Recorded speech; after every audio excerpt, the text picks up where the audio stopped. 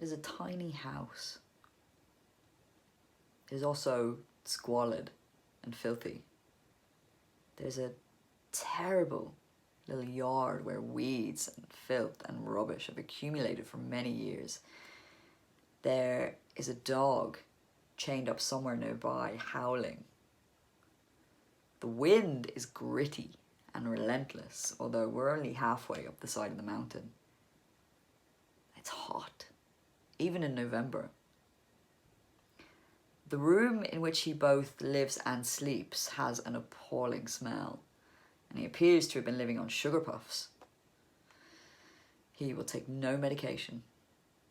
I have no business with doctors, he says. Big Pharma has become a favourite topic now. Disease is a racket. He will cure his cancer with soursop fruit. He has read it on the internet. Most diseases are generated in laboratories, he says, so that we can be charged for the cure. And that strikes me as something that he, as a lover of enterprise, ought to approve of, but I say nothing. Do you think he suffered? I'm telling all of this, or a version of it, in a pub in Bristol. Across from me is a young man with a high visibility jacket over his sweatshirt and a yellow hard hat hanging from his chair. He is so gripped by the story that he has scarcely touched his pint. I, on the other hand, am on my third gin and tonic. He has already wept. He's my brother. I'm surprised to find that he is good looking.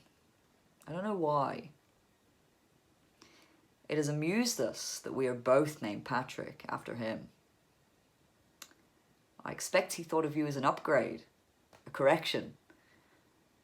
This upsets him, and he shakes his head and reaches for my arm. I prefer to go by Paddy anyway.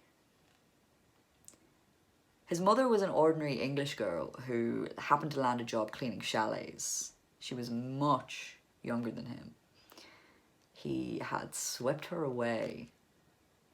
For the first 2 years of their marriage, he had told her that he was a Spanish count. Are you sure he said count? Take away a letter and he might even be telling the truth. He laughs at this. He laughs easily. And I find myself tremendously drawn to him, his innocence, his open nature. He's greeted warmly when we come into the pub, and he introduces me with a great beaming smile. This is my brother from Ireland. He has no need to impress. He takes a little gentle teasing when he declines to sit with his friends, and I find myself wondering how a man can be so natural in himself. I think he is well liked. It has taken years to find him. The news of our father's death is a terrible blow. They parted on poor terms. He is inconsolable when I speak of his death, but he is determined to hear everything about my visit, the last visit to the house on the mountain, to the island where he lived. I tell him that we too had not spoken for many, many years, and he nods, relieved, I think. He was an intensely difficult man, Paddy. I'm aware that every detail I provide seems to land with him like a kindness. My sister told me he was dying, and so I took a plane to go and see him. I'd love to meet your sister, he says. My sister. He laughs at the realization of this. And his hair is dark too. His eyes